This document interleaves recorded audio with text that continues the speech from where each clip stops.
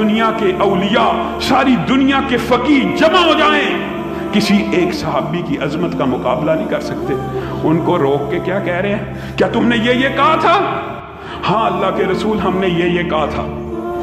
سنو، میں تم میں سے سب سے زیادہ اللہ سے ڈرنے والا ہوں۔ نبی کریم صلی اللہ علیہ وسلم سے زیادہ کوئی دنیا میں متقی ہو سکتا ہے؟ کوئی ان سے افضل اعلیٰ ہو سکتا ہے؟ میں سب سے زیادہ اللہ کا خوف کرنے والا ہوں۔ سنو، میں رات کو سوتا بھی ہوں اور رات کو قیام بھی کرتا ہوں، میں روزہ رکھتا بھی ہوں، میں پیر کا روزہ رکھتا ہوں، پھر منگل بدھ کا چھوڑتا ہوں، میں جمعرات کا روزہ رکھتا ہوں، جمعہ ہفتہ اتوار کا چھوڑتا ہوں، میں 13، 14، 15 تاریخ کے ایام 20 کے روزے رکھتا ہوں، باقی مہینے کو چھوڑتا ہوں۔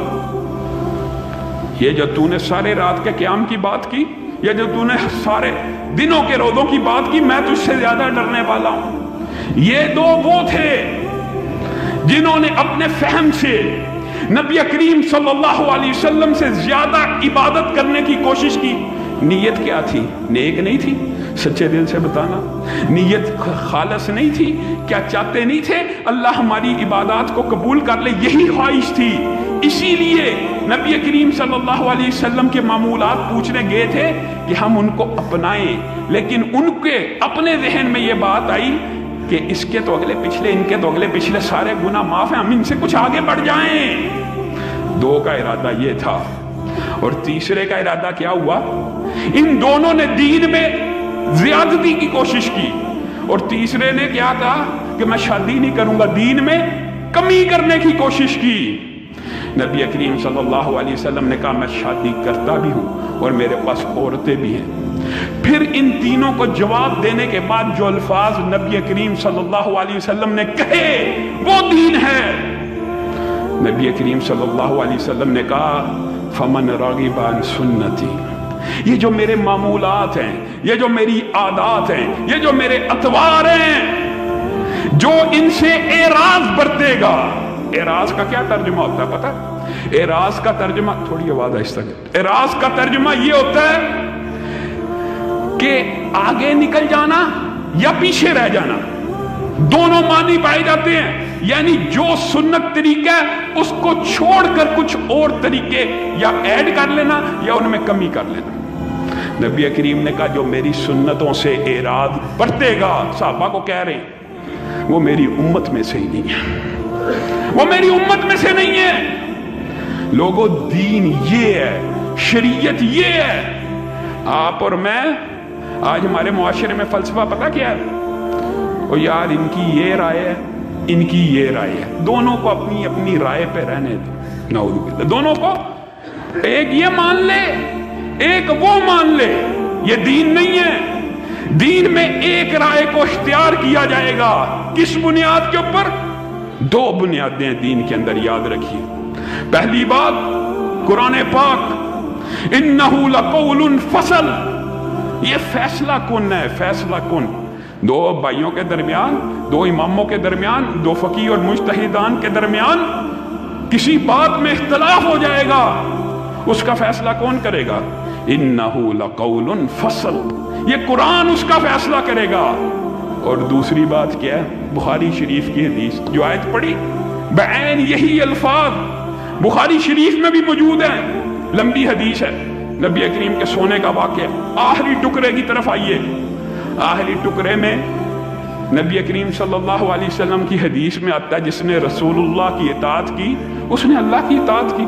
یہ لا محالہ بات ہے، نبی کریم کی زندگی آپ کے اور میرے لیے نمونہ ہے، یہ بات کوئی راکٹ سائنس کی نہیں ہے۔ پھر اس حدیث کے جو آخر کے الفاظ ہیں ذرا ان کے اوپر غور کیجئے۔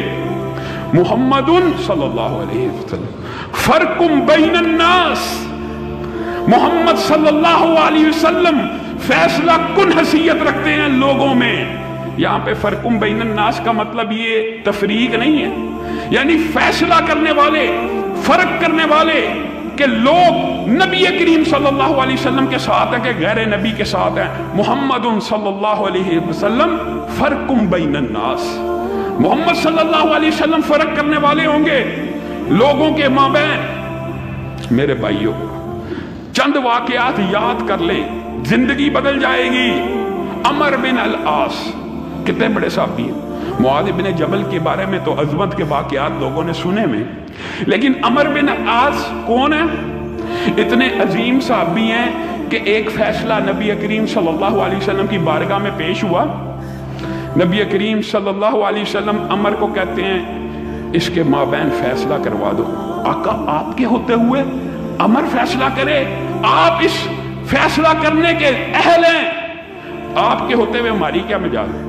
हाँ हक मेरा है, लेकिन मैं ये हक तुझे तफवीज करता हूं। ये अमर बिन अल आस की फहमो फरासत है। नबी करीम सल्लल्लाहु अलैहि वसल्लम अपनी जिंदगी में, अपनी मौजूदगी में अमर को हुक्म दे रहे हैं इनके माबैन फैसला करो।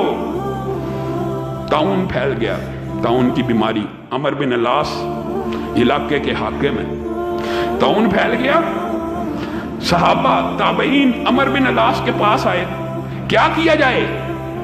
अमर बिन अल आस ने कहा अल्लाह का अज़ाब आ गया, ऐसा करो वादियों का रुख करो, नहरों का, दरियाओं का, इस वादी को छोड़ दो, दूर भाग जाओ। लोग सामान समेट रहे हैं, घोड़ों पे लाद रहे हैं, ऊंटों पे लाद रहे हैं, शहर से बाहर निकल रहे हैं। सामने से कौन आ रहे हैं? मुआद इब्न जबल आ रहे हैं। कहां जाते हो? ताउन फैल गया। ताउन फैल गया तो क्या हुआ? अमर बिन अल आस का हुक्म है बस्ती छोड़ दो, निकल जाओ, यहां पे रुको रुको, मैं अमर बिन अल आस से बात करता हूं। मुआद इब्न जबल अमर बिन अल आस के पास गए, कहा तू लोगों को निकलने का हुक्म देता है? जी। तेरे पास क्या दलील है? अल्लाह का अज़ाब है, इसके अंदर हम अपने आप को मुब्तला क्यों करें? मुआद इब्न जबल ने कहा यह दलील नहीं है, ये तेरी राय है, ये तेरा मशवरा है। अच्छा आपका मशवरा क्या है? मेरा मशवरा कोई नहीं।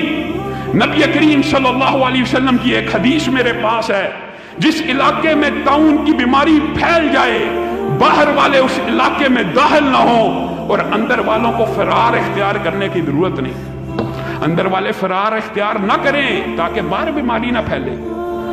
अमर बिन अल आस जिद पे अड़ गए, दौरे हाजिर की तरह। आज हमारे मुआशरे में जिद, तासुब, अपने अपने इमामों, मौलवियों, फकीहों का इस कदर ज्यादा तासुब है।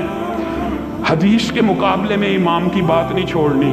यहां पे अमर बिन अल आस जैसे ही हदीसे रसूल सुनते हैं, कहते हैं इस हदीस को नाफिज कर दिया जाए, अमर बिन अल आस के फतवे को मुस्तरद कर दिया जाए, रुजू कर लिया।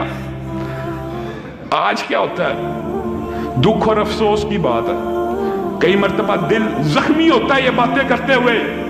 किफाया हदाया की शरह, अफसोस और दुख की बात अपनी तरफ से नहीं कह रहा, झूठ बोलने वाले के ऊपर अल्लाह की वैसे ही लानत होती है।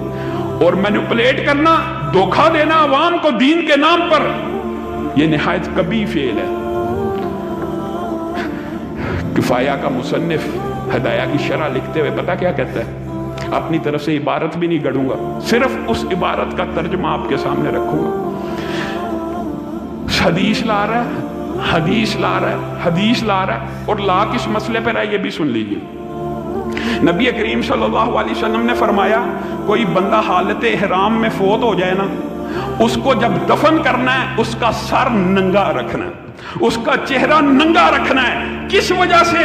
क्योंकि ये जब क़यामत के दिन उठेगा तो ये अल्फाज मुंह पे होंगे, लब्बैक अल्लाहुम्मा लब्बैक। इसका मुंह नंगा रखो, इसकी ये शान और अजमत है, इसका सर नंगा रखो, ये हालत इहराम में है। हमारे भाई दुख की बात है ना, ये हदीसें ला रहे हैं, ये हदीस सही, सही हदीस, सही हदीस, सही हदीस, सही हदीस। 20 हदीसें लाने के बाद आगे जुमला लिखते हैं, नऊज़ बिल्लाह, हमारा मजहब इन हदीसों के खिलाफ है। ये कौन सा मजहब है? दुख और अफसोस की बात है। आगे मुसन्निफ लिखते हैं, कई मुसन्निफ, इतने बड़े आलम दीन के मुंह से दुनिया से जाते हुए अल्फाज निकले, जिंदगी जाया कर दी।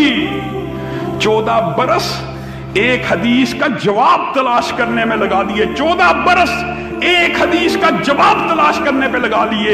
ये कौन सा मजहब और मसलक है कि हदीस के खिलाफ हमारा मजहब है? हदीस का जवाब तलाश करना है। नबी की बात आए, اسی وقت ماننے کا فلسفہ کہاں گیا؟ اسی وقت اپنانے کا فلسفہ کہاں گیا؟ اور لوگوں